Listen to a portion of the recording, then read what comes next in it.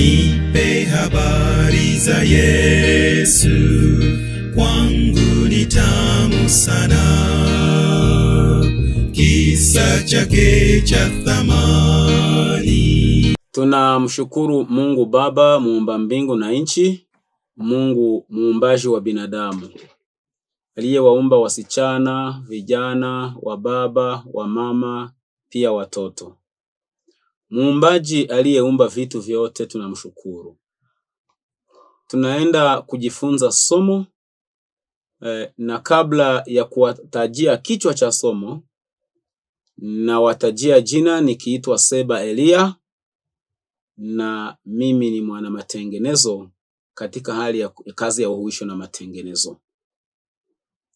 Sisi ni watengenezaji wanaofanya kazi ya uhuisho na matengenezo. Mbarikiwe. Somo linatuambia kufanya vyote kwa utukufu wa Mungu. Ndo title. Heading. Kichwa cha somo ni hicho. Kabla ya kusonga mbele, kwa sababu hili ni neno la uzima, tutaomba Mungu. Asante Baba yetu unayetupenda. Tunakushukuru kwa ulinzi wako. Tunakushukuru tena kwa kutukabidhi ukweli huu. Tuupeleke na tuulete mpaka kwa vijana na wasichana wa baba na wa mama ulimwenguni, wa matabaka yote, wadogo kwa wakubwa, wasomi na wasiosoma, matajiri kwa maskini, wa Kristo na wale ambao bado hawajabatizwa na kuokoka. Muda huu uwe wa maana sana, tena wa kina kwa kila nafsi. Tunaenda kujifunza neno ambalo linatuambia kufanya vyote kwa utukufu wako. Tuwezeshe katika somo hili, ni katika jina la Yesu Kristo, Bwana na Mwokozi tunaomba. Amin. Asante sana kwa muda mzuri wa somo ambalo linatuambia kutenda yote kwa utukufu wa Mungu. Mwanadamu aliumbwa na Mungu, na baada ya kuumbwa na Mungu, Mungu alimpa majukumu. Mungu alitaka binadamu aweze pia kumtegemea. Binadamu aweze kuishi kwa hali ya kumtukuza Mungu. Ndio maana naomba leo au muda huu uungane nasi kabisa katika somo hili ambalo ni zuri sana, tunalokuletea kutenda vyote kwa utukufu wa Mungu. Kutenda vyote vile vyote ambavyo umeshavitenda kwa utukufu wa Mungu.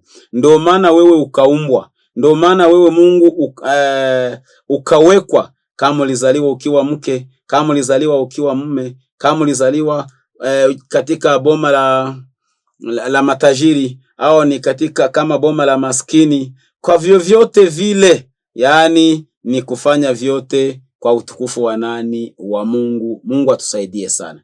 Nikiwa naenda mbio sana, naomba tulisome neno la Mungu. Neno la Mungu ndo linatuongoza, neno la Mungu ndo linatusimamia, neno la Mungu ndo linatufanya tuweze pia kuungana nanyi katika nafasi hii ambayo ni nzuri sana. So nitasoma neno la Mungu katika kitabu maandiko matakatifu yaweze kutuongoza katika somo letu.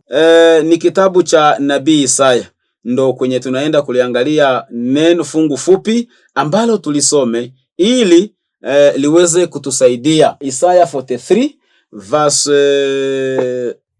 6 and 7. Wanasema hivi. Yes, neno la uzima linatuambia, Isaya, nitaiambia kaskazi toa, nayo kusi usizuie. Waleteni wana wangu kutoka mbali, na binti zangu, ndiyo, na binti zangu kutoka miisho ya dunia. 7. Pointi iko hapo. Kila mmoja aliyeitwa kwa jina langu, niliyemuumba kwa ajili ya utukufu wangu, mimi nilimuumba, naam, nimemfanya. Kila mmoja niliyemuumba kwa ajili ya utukufu wangu, mimi Mungu nimemuumba. Mimi Mungu nimemfanya kwa ajili ya utukufu wa nani? Wangu, asema Bwana. Kila mmoja aliyeumbwa. Je, kuna yeyote among us katika ulimwengu wa leo, ndani yetu sisi binadamu, ambaye hakuumbwa? Anaweza kuwa ametokea wapi? Ameonekana kwa njia gani? Haiwezekani. Sasa fungu linatuambia kila mmoja aliyeitwa kwa jina langu, niliyemuumba kwa ajili ya utukufu wangu. Hilo tu ndo somo letu, kutenda yote kwa kumtukuza huyo Mungu. Uliumbwa kwa ajili, si kwa ajili ya faida zako, si kwa ajili ya sifa zako, si kwa ajili ya heshima zako tu, si kwa ajili ya kujitanguliza, ya kujitukuza, ya kujitawala, ya kujipeleka unakotaka. Ule unywe kinyume na mapenzi ya muumbaji wako, sio mpango wa Mungu. Bali mpango wa Mungu, alikuumba. Wababa wanapokuona wamtukuze Mungu. Vijana wanapokuona wamtukuze Mungu. Wamama wanapokuona wamtukuze Mungu. Wakubwa wanapokuona wamtukuze Mungu. Wadogo wanapokuona wakufurahia wamtukuze Mungu. Matajiri wanapokuona wamsifu Mungu. Maskini wanapokuona wakumbuke ya kwamba Mungu alifanya vyema kukupa mali sababu umekuwa msaada kwao. Kila mmoja duniani ameumbwa kwa ajili ya kutukuza Mungu. Naomba neno hili lisikike vizuri. Wewe mtazamaji, tangu Jumapili hadi siku ya Sabato au siku ya saba, hujawahi kuomba Mungu hata asubuhi? Ni maombi ya faragani, ni maombi ya familia, ni kuchukua Biblia usome? Hauna kabisa. Yule mtu ambaye ako busy. Hauna. Twende nyumba ya Mungu. Sina wakati. Sina wakati. Huyo Mungu wenu endeshana naye, lakini unaenda kutafuta eti Mungu nipi? Mungu gani ambaye huombi? Mungu alikuumba kwa ajili ya utukufu wake. Je, unafanya hivyo? Ninafanya hivyo?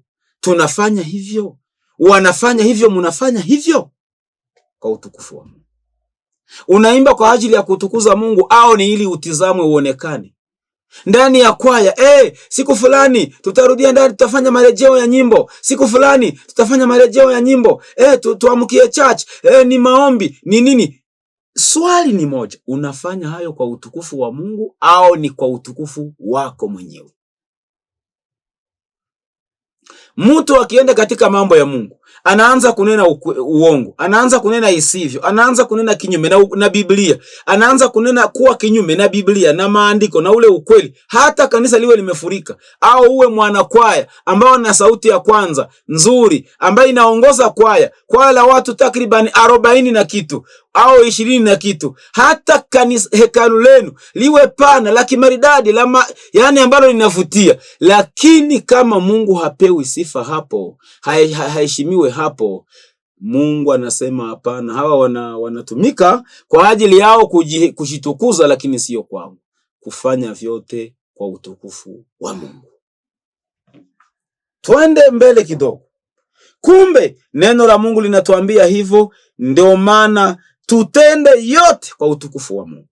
Neno limetuambia hivyo kabisa. Nitalirejea vizuri, ni la Isaya 43 verse 7. Ndio lenye naomba nilirudie. Wanasema hivi: kila mmoja aliyeitwa kwa jina langu, niliyemuumba kwa ajili ya utukufu wangu, mimi nimemuumba, namu mimi nimemfanya. Everyone that is called by my name, yeye aliyeitwa kwa ajili, for I have created him for my glory. Mungu alikuumba no for your glory but for his glory. Alikuumba kwa ajili ya utukufu, sio wako, but for his glory. Say amen. Mungu akusaidie sana. Anasema nini? I have formed him. Yeah, I have made him. Nimemfinyanga, nimemuumba, nimemtengeneza akawa mwanadamu wa miguu miwili, mikono miwili, pua mbili, macho mbili, masikio mawili, kichwa moja, yani kiwiliwili. Anaongea, ana meno, ana mdomo, ana ulimi, ana viungo kwa ajili ya utukufu wangu. Lakini leo unaangalia urembo, naona wewe unapendeza, unavaa, unasmatika, unasoma, umehitimu, ni 7. Ni hiyo brain ambayo imefanya kazi ni ya nani? Ni Mungu alikuumba, akakutengeza, akaiweka ndani ya kichwa chako ili umtukuze. Lakini wengi leo wanampinga Mungu. Kufanya yote, kutenda yote kwa utukufu wa nani? Wa Mungu. Je, umeajiriwa mahali? Fanya kazi kwa utukufu wa Mungu. Je, umewaajiri watu, umewapea watu ujira? Kuna mahali waliajiriwa watu, ukawaajiri, wakawa wafanyakazi wako. Fanya yote kwa utukufu wa Mungu. La sivyo, neno la Mungu linatuambia ya kwamba basi itakuwa ni shida, tena shida kuu. Leo ninapenda nigusie kuhusu kula na kunywa. Sitagusia kula, nitagusia kunywa. Watu wengi leo ukiwaambia waachane na mambo ya kunywa pombe, wanakuambia ni kwamba wewe ni maskini. Lakini pombe zina madhara hapa duniani, zilifanya madhara kwa wazazi wetu wa kwanza. Pombe ziliharibu wazazi wetu wa kwanza, na ndio maana napenda nizigusie kwa machache. Kitabu cha Mwanzo chapter 9 verse 20. Genesis chapter 9 verse 20. Mwanzo anasema Nuhu akaanza kuwa mkulima, akapanda mizabibu, akanywa divai, akalewa, akawa uchi katika hema yake. Huyu alikunywa pombe, akalewa na uchi, akavaa uchi. Nini kinamfanya avae uchi? Ni pombe. Pombe leo inauzwa hapa na pale. Shetani amefanya iwezekanavyo, kaleta pombe za gharama kuu, za juu, zile ambazo ni expensive kuzipata. Na alipoona maskini watabaki bila kulewa, akaleta na zile za cheap, za bei ndogo, bei nafuu, bei rahisi.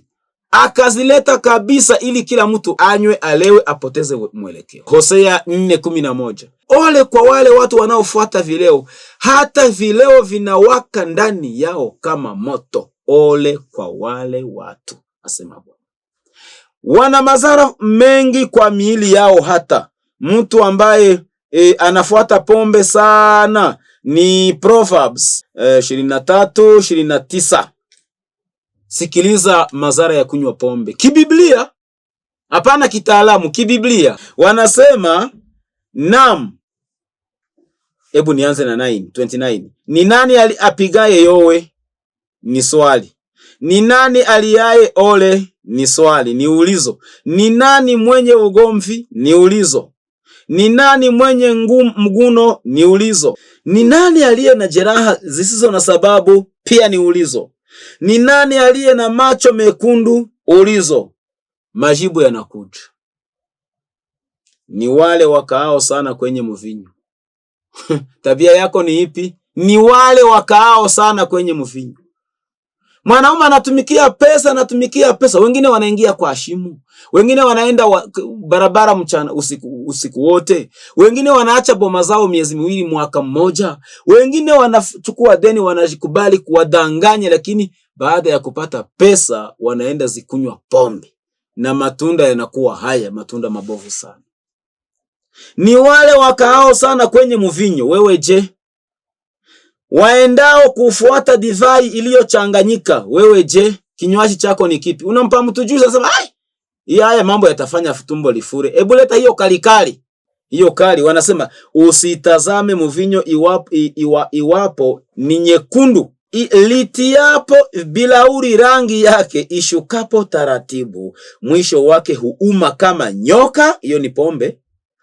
Huchoma kama fira. Hiyo ni pombe. Na macho ya mkunywaji sasa, na macho yako yataona mambo mageni, na moyo wako utatoa yaliyopotoka. Naam, utakuwa kama alalaye katikati ya bahari, au kama yeye asinzee juu ya mlingoti. Utasema wamenichapa wala sikuumia. Una majeraha, una maumivu, tena haukuumia. Sababu akili zimefanya nini? Akili zimekwenda. Unajua alcohol inapokuwa nyingi ndani ya damu, mtu anakuwa na wema na tabasamu, anaanza kucheka, anaanza yale mambo ya sifa zinapanda, na hana kitu. Anaona kwamba yeye ndiye tajiri kwa zaidi ya wakaaji wote wa dunia. Vitamini B1 inapoanza kuyumba kupunguka, mtu anaanza kutembea akiwa anaenda anaandika 8 hivi, anaandika 8 hivi, mzunga. Ndo anasema wamenichapa wala sikuumia. Wamenipiga wala sina habari. Hapo sasa pombe, jameni, pombe. Wanakupiga wala hauna habari. Wale walikupiga wakaacha kukuibia school fees ambazo unadaiwa shuleni, utazipata. Pombe amebeba. Na zile ambazo pombe ameacha, waliokuchapa wamechukua. Wanasema hapo haumtukuze Mungu. Katika kuingia kilabuni na kunywa pombe, nipe bia, nipe kinywaji, nipe pombe, nipe mvinyo, haumtukuze Mungu na mtukuza shetani. Nilisoma kitabu wakasema ya kwamba boma ya mkunywa pombe ni iko ndani laana. Kuishi na mkunywa pombe ni kuishi na unakunywa pombe ni kuishi na laana. Nirudi vizuri. Kuishi ukinywa pombe ni kuishi na laana. Hata na unakokaa haupabariki, unapalaani sababu ya pombe. Nitakupa kielelezo katika Biblia. Samueli wa kwanza, kitabu cha kwanza cha Samuel chapter 25, anza mstari wa kwanza. Uanze 25, uende hata 40. Lakini shikite sana kwa 35, 36, 37. Hizi fungu ni Nabali ambaye Daudi alimwambia amuone, amsaidie, maana yeye na maaskari wache ni kama wana haja fulani ya kitu. Nabali akasema huyo Daudi ni nani? Daudi huyo ni nani huyo? Hakuna David. Huyo David ni mtu gani? Mkewe Abigaili akawa mtu wa busara sana, wa hekima sana. Yeye akaenda kumuona na kutuliza hasira za Daudi mfalme. Lakini Nabali alikuwa, hebu nisome moja siwezi kosa kuisoma. Hii moja tu hapo. Wanakuambia ni Samueli wa kwanza 25, chapter 25, 36 nianze hapo. Kisha Abigaili alimjia Nabali, na tazama alikuwa amefanya karamu nyumbani mwake kama karamu ya kifalme. Na moyo wake huyo Nabali ukafurahiwa ndani yake, kwa maana amelewa kabisa. Kwa sababu hiyo hakumwambia neno dogo wala kubwa hata kulipopambazuka. Nabali alilewa. Abigaili alipokuja toka kuonana na mfalme Daudi kumtuliza akiwa huko porini alikokuwa huko mbali, akakutana Nabali pombe, amelewa, ameweka vyakula vingi, sherehe inaendelea nyumbani. Pombe kitu kibaya sana. 37 ikawa asubuhi, divai ilipokwisha kumuondoka Nabali, mkewe alimwambia mambo hayo, na moyo wake ukafa ndani yake, akawa kama jiwe sababu ya pombe. Kwa hiyo Nabali alikuwa amefanya haya bila kumtukuza Mungu, si kwa utukufu wa Mungu. Alikuwa amefanya hayo kwa ajili ya utukufu wake mwenyewe. Pombe zinaasili mwili nini? Nitakutajia mambo 7-9 ambayo pombe inaleta. Kwanza, pombe zinaweza kuasili mwili wote, karibu viungo vyote vya mwili. Pombe hizo. Jambo jingine, linaharibu ini, liver. Pombe inaweza kusababisha mafuta kwenye ini, uvimbe wa ini au ugonjwa wa ini unaoitwa cirrhosis. Pombe unainunua pesa, nayo pia unaiuzia ini. Unainunua pesa ukiuzia ini. Ini tayari inaambukizwa, inaathirika sababu ya divai yako kali iliyochanganyika. Kitu cha pili, ubongo pia unaathirika. Ndio maana lile cheko kila mtu, hata nalisichana lidogo, kama we ni mume mzee, mke wangu, naanza kumuita mtoto wa miaka 2 eti miaka 5 eti ni mke wako. Maneno ya ulevi. Unaanza mama mkongwe anaanza kuambia vijana vidogo, nyinyi ni wazee wangu, nyinyi ni waume zangu. Ulevi. Chini wanasema ubongo na ufahamu vinaathirika. Mtu anaweza kupoteza umakini, kumbukumbu au kufanya maamuzi mabaya ndani ya kama yale ya Nabali. Nabali alisema hataenda kumuona Daudi sababu ya pombe. Jambo la tatu, pombe pia inaweza athiri moyo na mishipa ya damu. Huongeza hatari ya shinikizo la damu, mapigo yasiyo ya kawaida ya moyo na magonjwa ya moyo. Hiyo ni pombe. Fuata channel hii. Kuna mahubiri mengi sana kuhusu kujenga familia zetu, kuhusu kujenga ulaji wetu, afya zetu, tumtukuze Mungu. Na walevi waliokuwa wakoloni wa pombe wanavyoweza kuiepuka. Fuata channel hii. Yako mbele baba, yako mbele mama. Mambo yako pale. Jambo la 4, tumbo na mfuko wa mmeng'enyo vinaweza kusababisha vidonda. Pombe inaweza kusababisha vidonda vya tumbo, kichefuchefu, kutapika, hata na kuharisha. Lord. Pombe inaweza kusababisha vidonda vya tumbo. Asas. Mnasema ni asas. Daktari, nisaidie. Kuna nini? Hiyo dawa, hiyo tiba umesema. Sasa baada ya kukwambia kitunguu maji na kunywa maji, unaenda kununua pia pombe. Nani utapona kweli? Hautapona. vidonda vya tumbo, kichefuchefu, kutapika na kuharisha. 5, pombe inaathiri kinga ya mwili kabisa. Mwili huwa dhaifu kupambana na magonjwa. 6, pombe inaathiri usingizi, kuwa na usingizi mbaya. Ingawaje wengine huhisi kwa usingizi mwanzoni, lakini pombe huharibu ubora wa usingizi. 7, zinaleta na kuongeza ajali za barabarani. Gari ulinunua kwa kiwango kikuu, pikipiki yako kwa gharama kubwa, baisikeli yako kwa gharama kubwa. Baada ya kirauli kimoja cha pombe, bia umekunywa tu ya shilingi 1000 ngapi, gari una uhai wako vyote na uhai wa wengine unaviweka hapo barabarani sababu ya kulewa. 8, pombe zinaathiri ujauzito. Yes, mjamzito na pombe kinyume. Sababu gani? Kwa kuwa mjamzito, pombe inaweza kuathiri mtoto wa tumbo. Halafu 9, pombe huharibu afya ya akili. Pombe inaweza kuongeza huzuni, wasiwasi, hasira baadhi ya watu. Kwa watoto na vijana na wengineo, pombe ni mbaya kabisa, ni hatari zaidi kuliko hata watu wazima. Sababu mwili na ubongo bado vinaendelea kukua. Tufanye yote kwa utukufu wa Mungu. Tutende yote kwa utukufu wa Mungu. Miili yetu ni hekalu la Roho Mtakatifu. Mungu alituumba kwa mfano na sura yake. Yesu akatukomboa kwa damu yake ya thamani. Tunaitwa mimi na wewe. Mwili wako umekuwa nafasi ya kumwaga takataka za dhambi. Mwili wako umekuwa nafasi ambao shetani anaweka takataka zote. Yale machafu, yale mabaya yote, yale najisi yote, shetani anayaweka wapi? Mwili wako ni ghala, mwili wako ni store. Mungu akusaidie. Umesikiliza somo hili. Kama umeumbwa ili umtukuze Mungu, lakini unavyoendeshana na unywaji wako haumtukuze Mungu, simama leo. Mwambie shetani, umenitatiza miaka mingi. Umenitatiza siku nyingi.